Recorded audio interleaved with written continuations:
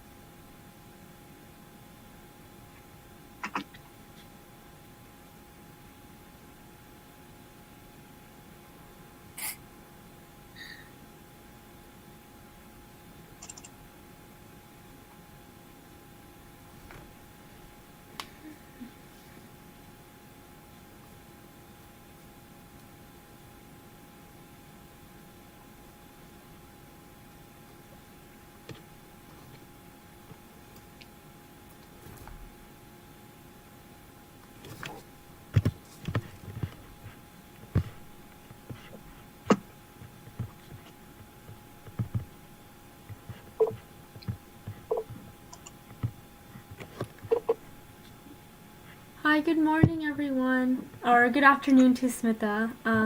I'll be sharing the sign-in slide for you guys to sign in with.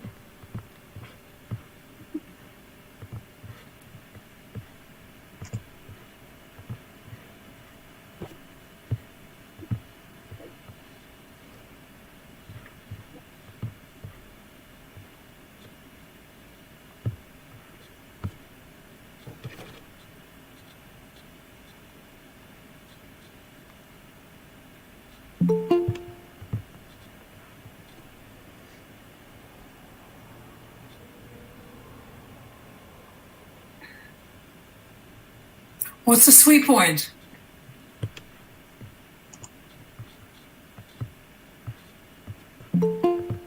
That's a great question. So one of the organizations that is hosting WEHack is SWE Society, yeah, at UTD, and so we keep track of which members of ours attend which events, just to see who's active. So that's what a SWE point is.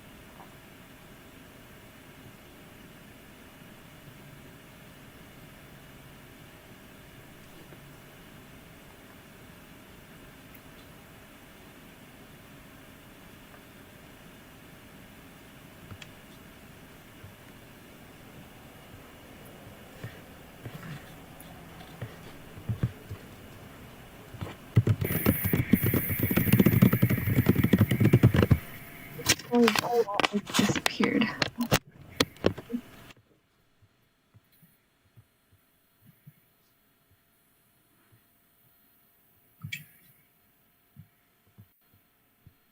Okay, Maha, should we get started? I have the slides ready.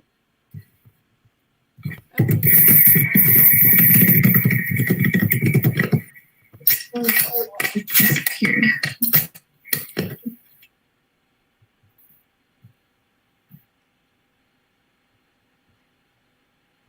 Are we ready to start, ladies? Yes. Okay.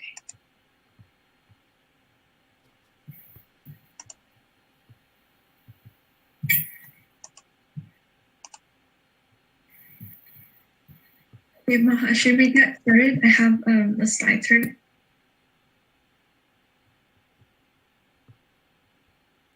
Yeah, you can go ahead and get started. Okay.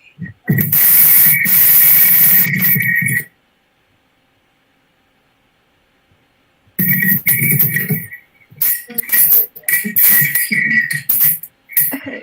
All right. Hello, everyone. Welcome to the Be Resilient with Smita.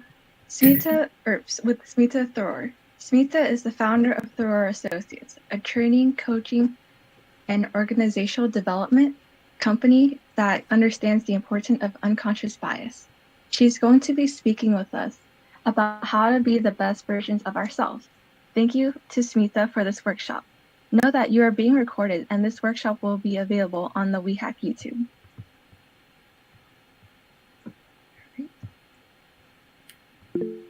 Right. And without further ado. Yes. Okay. Shall I kick off, ladies? Yes. Sorry, go ahead. Okay.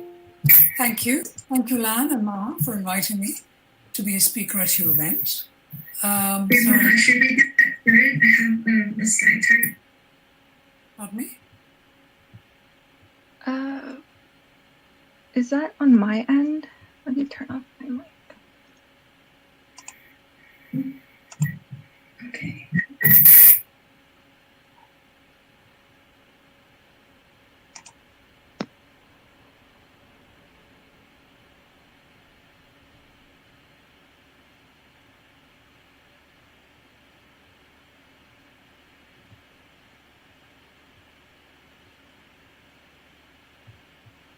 Okay, I think you're good to go ahead. Okay. People can hear me, I hope? Right. Right, okay. So, I'm going to be we're talking about being brilliant and resilient. And so I'm going to be talking a little bit on how our emotional intelligence, our unconscious bias, and our beliefs can set our paths to success or failure. How we can be both resilient and brilliant. And what I will also do is leave time at the end to answer any questions you may have. My Twitter handle is up there on the screen at Smita Tharoor. If any of you are tweeting, please do tag me and I can retweet you as well. Okay. I thought I'd start by sharing a story, a breaking boundary story, if you like. And this is a true story of a very good friend of mine. So the story is of a very dear friend of mine who married very young at the age of 20. And this was a friend growing up in India, by the way. I grew up in India too. And as a young woman growing up in India, she was ambitious, talented, had plans for a career in media and so on. But she instead met and married someone who was a medical student, a doctor, then wanted to add further qualifications, so they came to London, which is how I know, because I live in London, as you know. So arriving in London at the age of 21 was an unusual experience.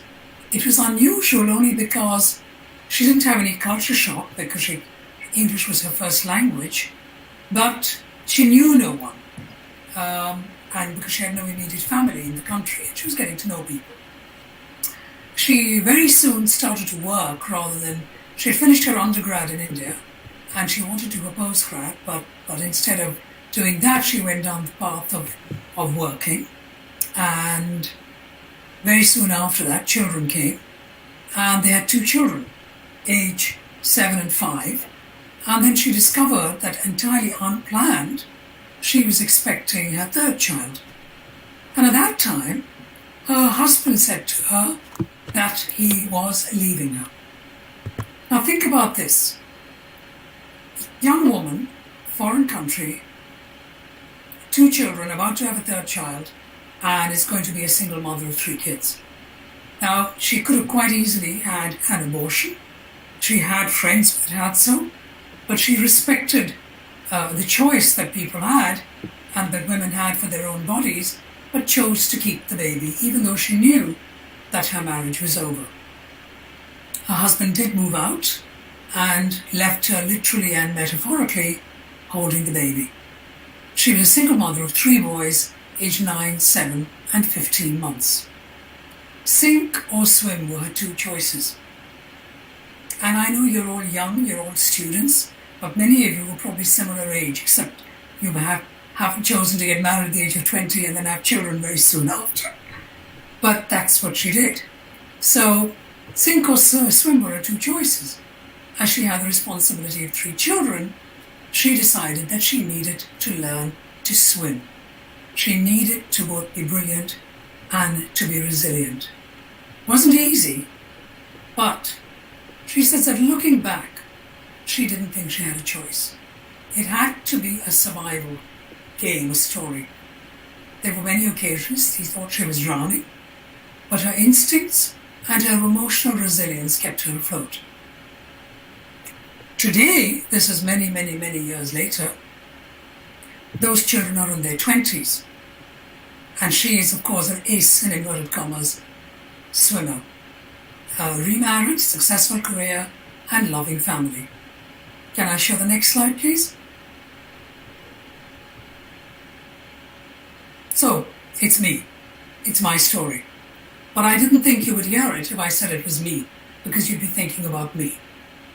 So that's me, my husband, and my 3 sons, taken in Berlin last year, where my husband was showing his film at the Berlinale. Now, why did I show such a personal story about myself to all of you? Because I have learned a lot about life and resilience and emotional intelligence and so on. But I'm not going to tell you what I've learned just yet. What I want to do is go straight in. We have a very small group. Now, all of you, however young you are, whatever experiences you have, you will have challenging times in your life. So, I want you to write in the chat box, I don't need to know your names, but something that you have learned from that difficult, challenging experience. Didn't expect me to go that way, did you? So just for a minute or so, I'm going to stay quiet and drink my water while I see some writing up in the chat box.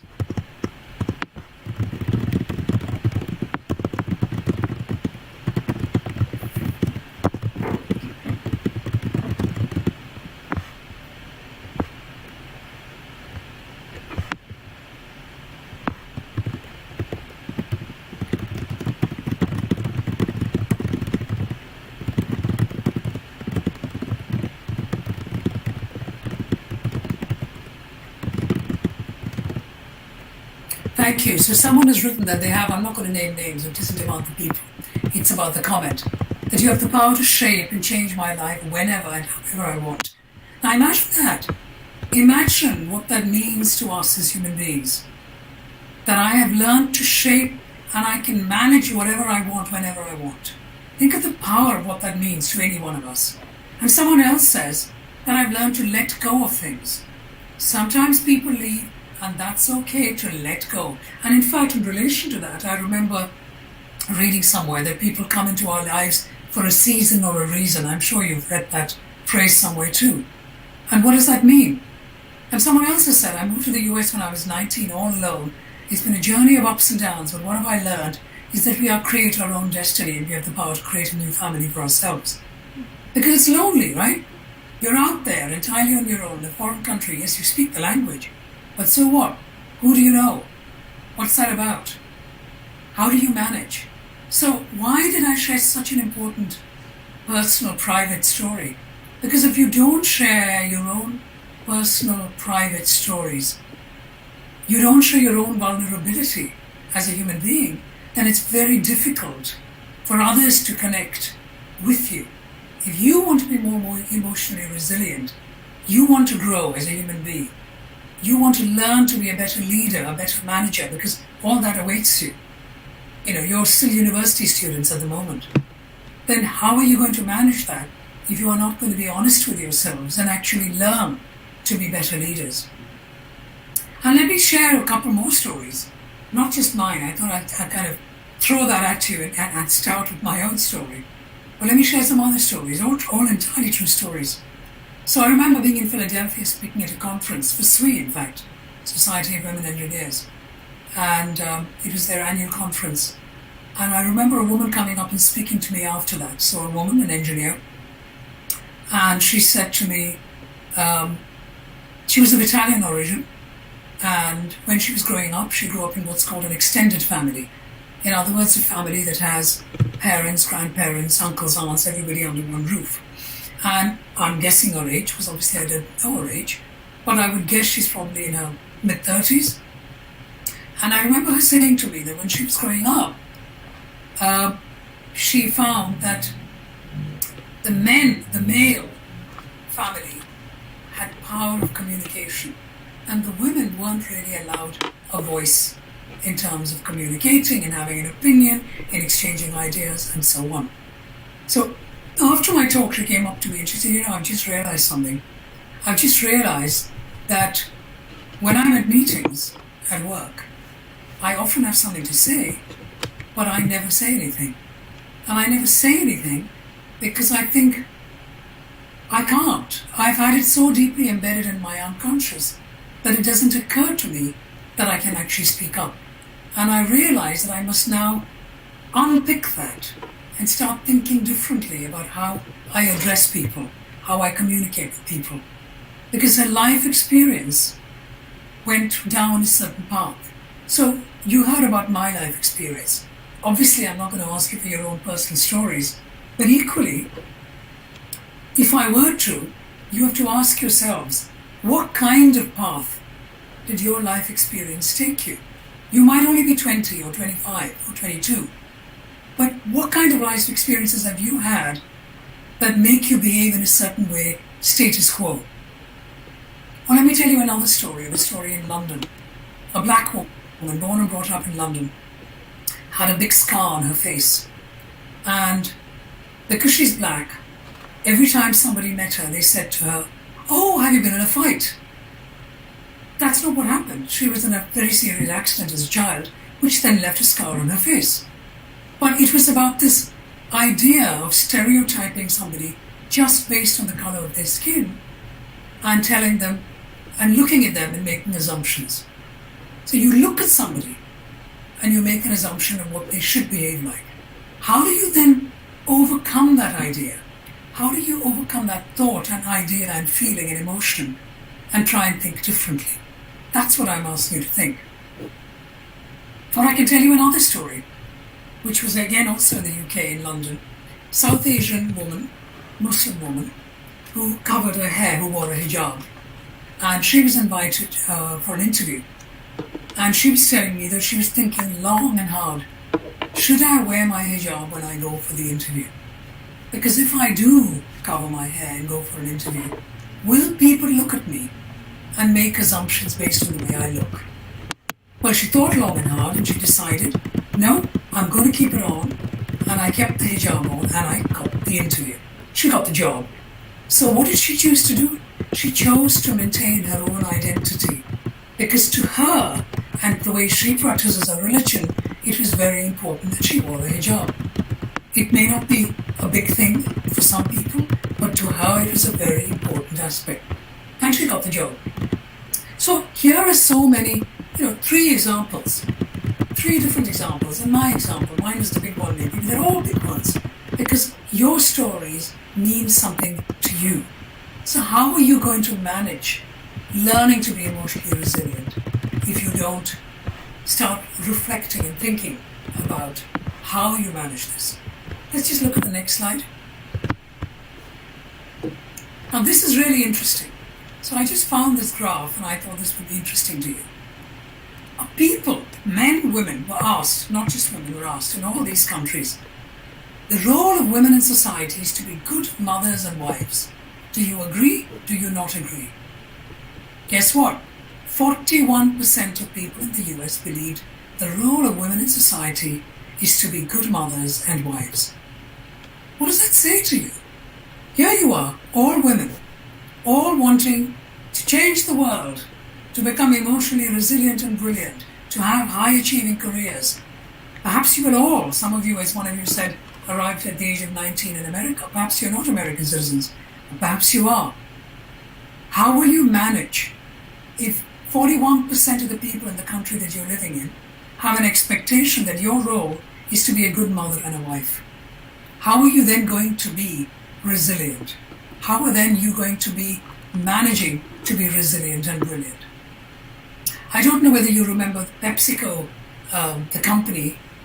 The CEO has now left and somebody else is in charge, but her recent CEO was a woman named Indra Nooyi.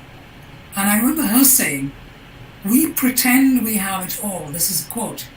"We pretend we can have it all. But if you ask our daughters, I'm not sure they will say that I've been a good mom. I'm not sure at all." That's one angle a woman is saying, and she's become a CEO. And the next slide, if you can just show us the next slide. Sheryl Sandberg, who's Facebook, as you all know, and has written a book called Lean In. She says, trying to do it all, expecting that it can all be done exactly right, is a recipe for disappointment. Perfection is the enemy. Slightly different sentences, but both, in my opinion, very much connected to each other. So what I'm asking you to do, because I'm talking to women who are going to be the future, because you're all in your 20s is my assumption. What can you do? Rather than perpetuating the idea of typical kind of roles and then muzzling yourself, instead of that, try and reflect, try and recognize, and think back now to the first few slides or slide and stories that I shared with you. Now, our brain is very, what do I call it, neuroplasticity. It's like elastic, it can change. You can make it think differently. I'm speaking because my brain is telling me to speak. So you can get your brain to be stronger. You can actually have mental strength. And the mental strength comes from repeating certain habits, good habits, not bad habits. So if you think about the lady from Philadelphia, her bad habit, in inverted commas, was not opening her mouth at meetings because it had become so ingrained as a habit. Growing up all her life, she just zipped her mouth whenever anybody said anything because she was asked to shut up all the time. It became a normal for her. Now she needed to retrain and have a new habit. Open her mouth and say something different. Otherwise, you will not be creating mental strength. That's what I'm trying to say. Let me show you the next slide, because I've given you 8 habits of mentally strong people. Now, the first one is do not feel sorry for yourself. Now, think about the times that you have been feeling sorry for yourself. We've all been there. Mentally strong people don't feel that they are sorry for themselves. They don't become a victim. Don't play the victim card in inverted commas, because that is going to just set you down the wrong path. Feel sorry for yourself briefly. I'm not saying you can't, because we're not perfect human beings. We're only human beings. And of course, through my crisis, I felt sorry for myself once in a while, but that was it. Get up, move on. Mentally strong people have to take control of their own power. If you start blaming other people and saying it's your fault that I am in the misery that I'm in, then you're not taking any responsibility or therefore not having any power. Mentally strong people embrace change. Now, it doesn't matter what the change is, because change is a given. I'm sorry to disappoint you, ladies, but change is guaranteed in your life all the time. And if you look at change and decide you can't deal with it, then you're going to be in trouble. It could be good, it could be bad, but it's change. And it's about how you deal with it. Accept that things aren't entirely in our control. Now, if you haven't learned that in the last 5 months, you're never going to learn it. Who would have thought that the entire world would be locked down right now? But we are. The entire world. Think about it. There are so many plans you had on January 1st, 2020, I can bet you. And you haven't done any of them. Why is that? Because we can't anymore. And there's one tiny example that proves to you that things aren't under our own control. Another thing that a lot of people do who are not emotionally resilient, they live in the past. Oh, 5 years ago, this thing, such and such thing happened. No point. You got to live in today and tomorrow. Think about the past. Think about what happened. Reflect. Learn from the mistakes. Like the few examples that I asked you earlier on. You had challenges. What did you learn from it? Now this one, number 7, is a difficult one. You're going through hell. You're going through a really difficult time. And someone calls you and says, hey, you know what? I did so well. I'm doing so brilliantly. How do you feel? You feel like saying, I don't want to talk to you. Because I'm feeling very sorry for myself and I'm all miserable. Are you able to have within you, congratulations, I'm so happy that you're doing so well. That's great. And then the last one, enjoy alone time. Now some of you might be living entirely alone at the moment. And during COVID, perhaps other than Zoom chats with your friends, you haven't actually met anyone. Are you feeling sorry for yourself? Or are you saying, this is how it is? I can find my own equilibrium in my own mind and manage the way I think.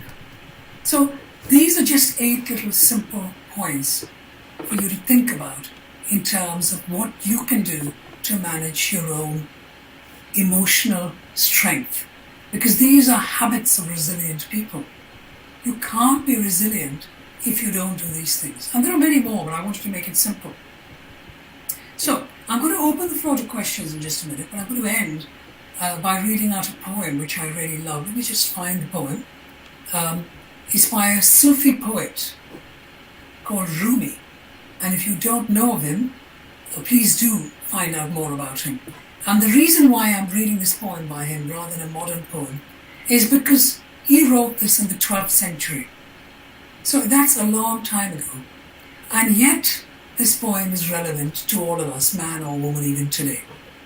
So, it's obviously a translation. It's called 2 Kinds of Intelligence by Rumi. So, take a sip of water and then I'll read it out.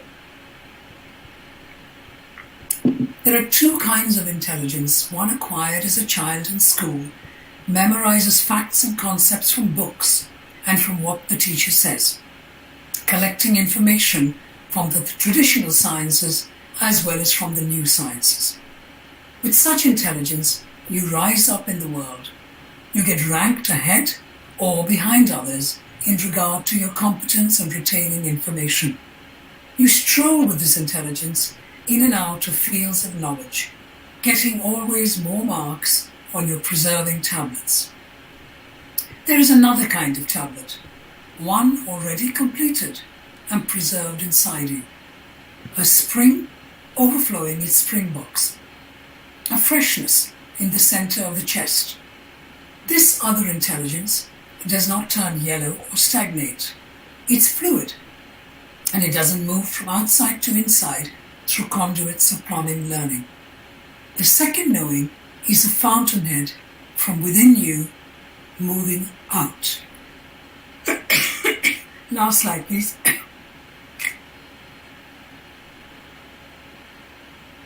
So, that is my brief summary and talk, because I think what will make more sense if I have questions from any of you.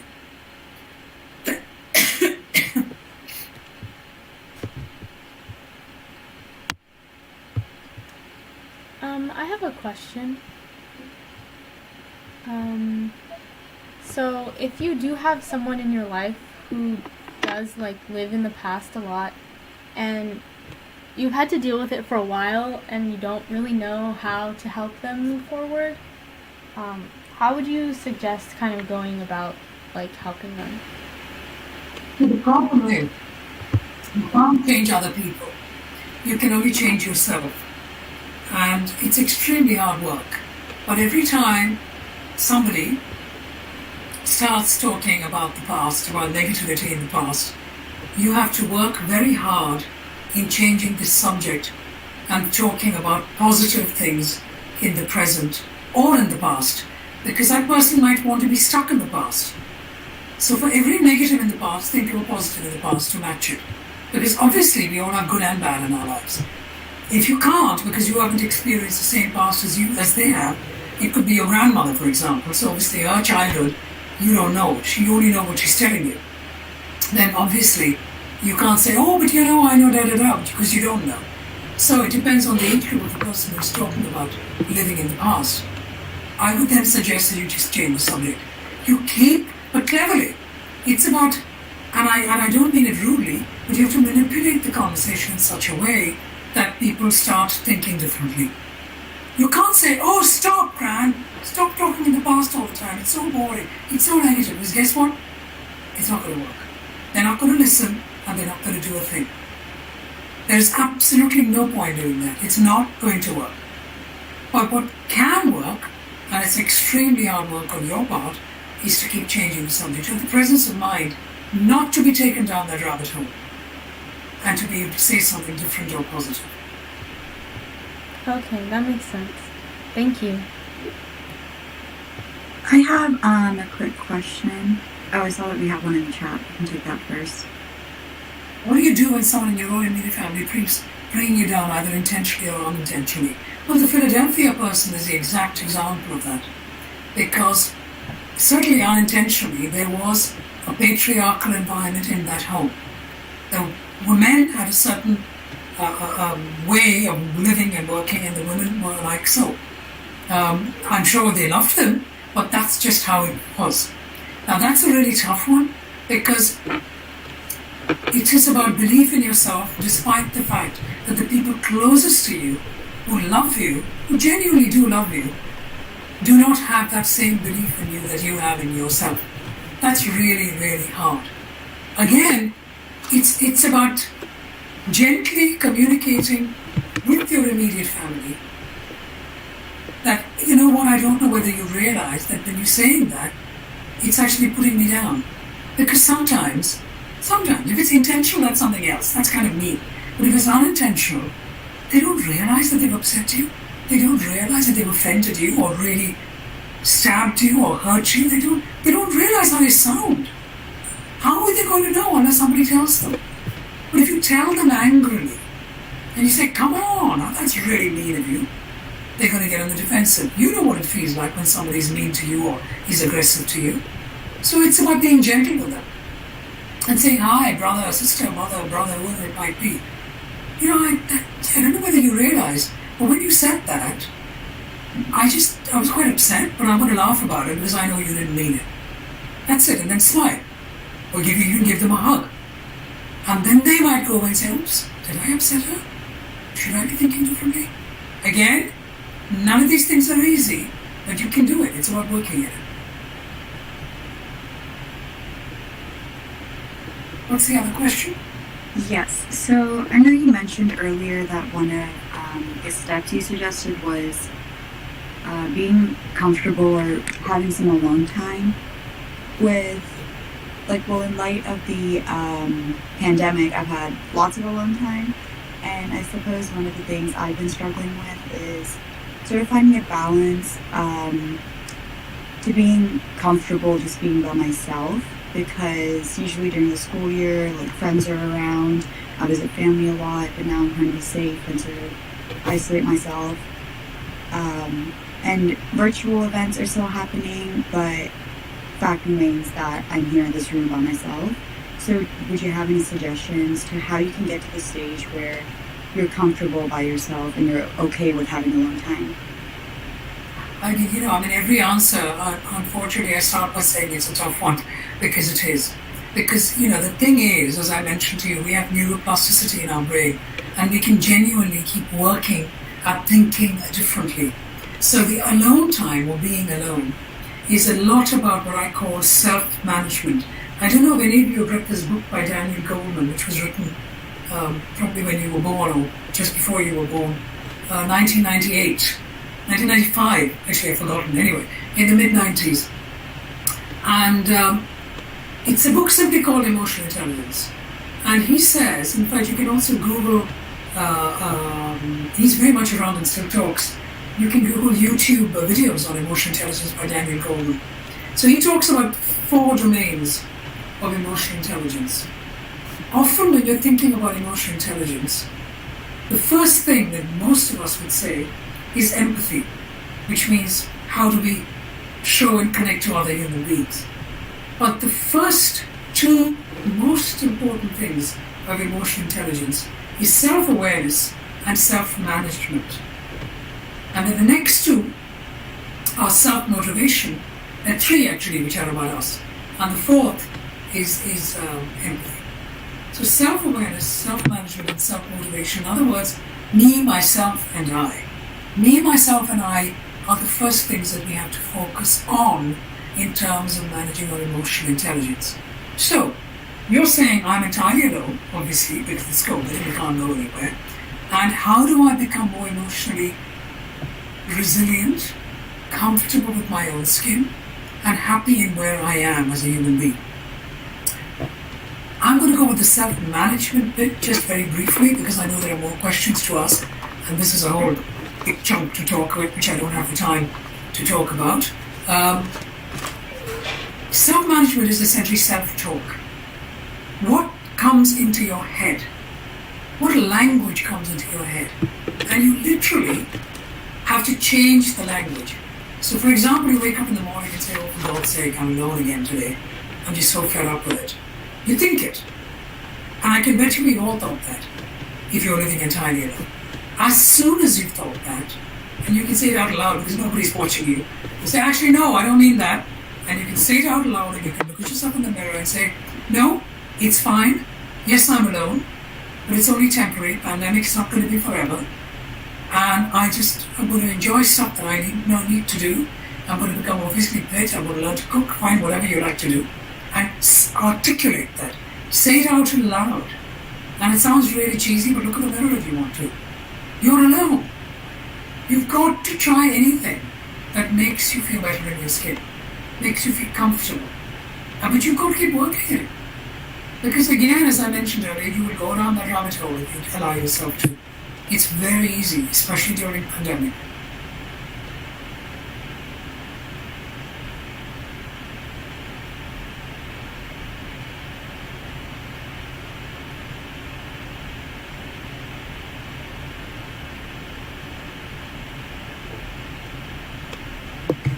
Any more questions?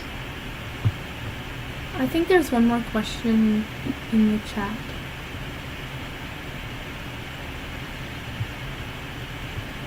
Well, it's funny because I can only be clever with the benefit of hindsight, and that's the truth. Which is why I'm trying to get people to reflect and try and do something without the benefit of hindsight. Because one thing I can guarantee you all is that you will have challenging times in your life, because that's what life is about. Life is up and life is down. And it's about how you deal with the down that impacts on how you deal with the up. That's just how it is. It's always cyclical. So I can't think of something specific that I said to myself. But I know now that I had natural good instinct. That was my luck. That's the way my brain is wired. And that is entirely my luck. Because those 8 points, if you want to just go back to those 8 points on the slide, I did all of those. I did all of those right from the beginning, which is why I've written them up. Why did I do them? How did I know to do them? I have no clue. But you just do it instinctively. And some of you may be doing that instinctively already. But if not, I know it works, and therefore work at it.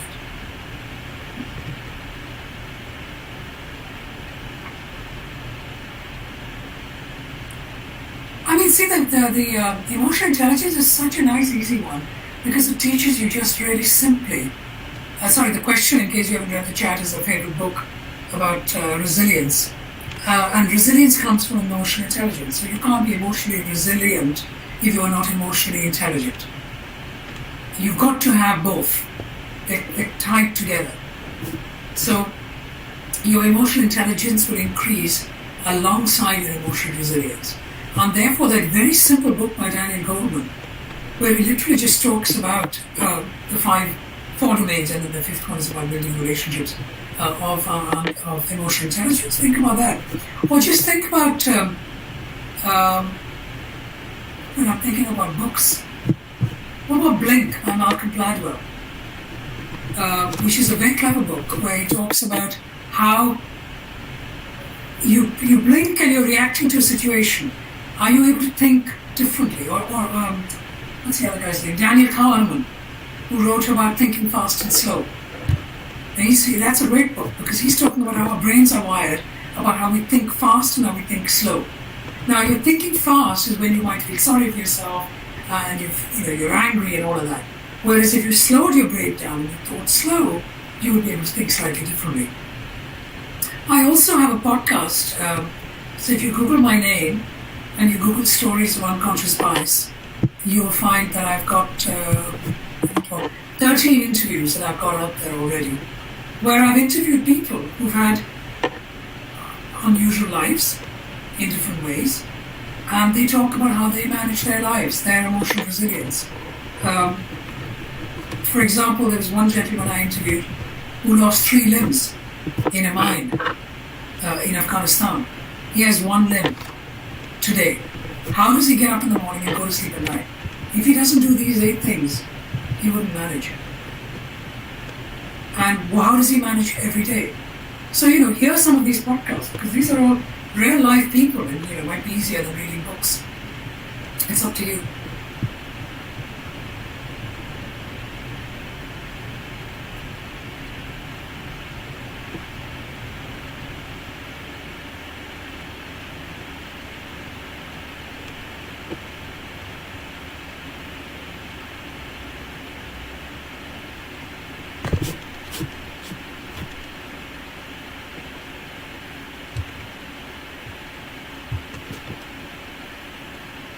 Any more questions?